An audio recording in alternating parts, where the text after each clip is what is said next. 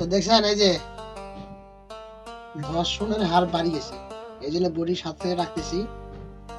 যদি কখনো দৌড়ার লাগে বডি নিয়ে দৌড়ান, তার আগে গলা ফ্যাস, তারপর কি হবে।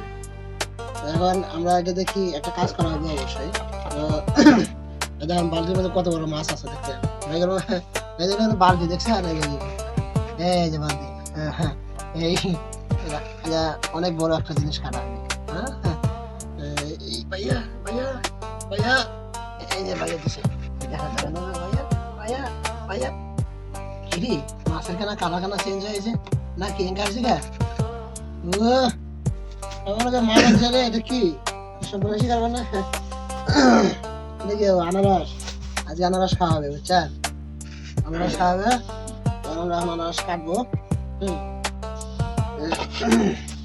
আনারস কাটতে হবে। ওটা দুইটা,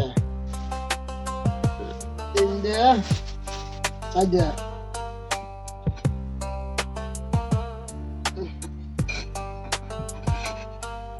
খেলা বেসলা জীবন রে, মাছনি মাছনি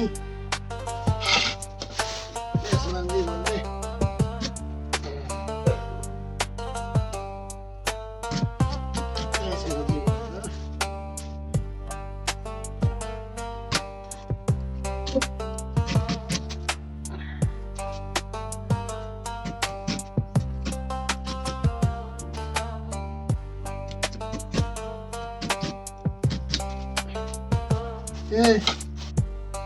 আনারস আমাদের কাটা হয়ে গেছে, আপনারা দেখতে পাচ্ছেন আনারস কাটা হয়ে গেছে। ইনশাল্লাহ আনারস টানার উদ্দেশ্য হচ্ছে, কালকে রাত্রে ঠান্ডা লেগেছে, এটা ভিডিও দিয়েছিলাম। আজকে ইফতার শেষে ইনশাল্লাহ আনারস খাবো, এই কারণেই ঠান্ডাটা যাতে যেন দ্রুত সেরে যায়। সেই সাত আনারস যে এতক্ষণ যে কাটাকাটি করলাম, আসলে যে কষ্টটা হয়েছে, যে একটু মুখে দেওয়ার পরে সেই কষ্টটা তার মনে নেই। কারণ এরকম সব কাজেই যত কষ্টের কাজ হয় না কেন, যখন আপনি তার কিছু মানে পাওনা পেয়ে যান, সে থেকে আসলে তখন আপনার কষ্টটা ভুলে যায়, এইরকমই। তো সেই স্বাদ লাগতেছে।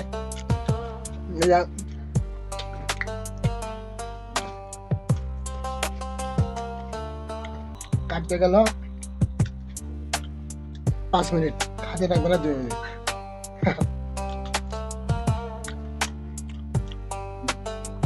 আনারস আসলে অনেক উপকারী একটা ফল।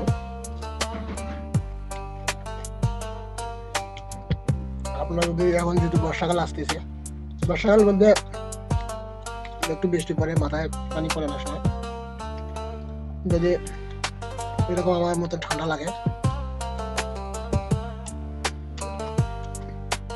ওষুধের পাশাপাশি আনারস খাবেন, যখন একটু কাটে ঝালাই করে। আসলে আনারস অনেক উপকার জ্বরের জন্য। কিন্তু আনারস খালি হবে না, একটা আছে লম্বা বড়, ওইটা না। আনারস কিনতে হবে আপনার ছোটটা, যেটা গোলগাল ছোট। এক কথায় ওই আনারসের নাম হচ্ছে জলধরি। তো জলধরি যা করতে হবে, জলধরি আনারস দেবো। যদি আপনি না চেনেন, ওনাকে বললে ওরা দিয়ে দেবে। হ্যাঁ,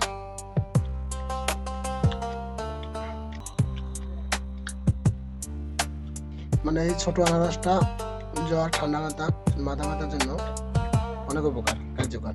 আপনাদের অবশ্যই ডাক্তাররা দেখবেন, আপনারা যখন বেশি জ্বরে আক্রান্ত হন, ওষুধের পাশাপাশি আপনাকে বলবে একটু আনারস এনে খান। আসলে আনারসটা অনেক উপকার।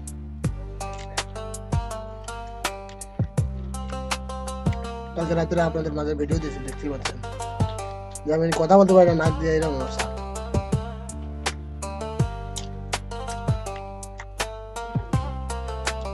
আরে একটা কথা মনে হারিয়ে গেছে, সবাই দাওয়াত দেওয়া লাগবে না? তো সকলের দাওয়াত থাকলো, আসেন। আনারস কি করবো, এখন তো কাটি ফেলা আছে সবগুলো, আসলে পরে আবার কিনে আনবো। চিন্তা করেন কিসের অত? হ্যাঁ, কয় টাকার আনারস এনে কাটবো। সবাই দাওয়াত থাকলো, আমি কবেন যারা গেলে খাতেছেন, দাওয়াতও দিয়েছেন না, এই জন্য সবাই দাওয়াত থাকলো, আসেন আনারস খাই।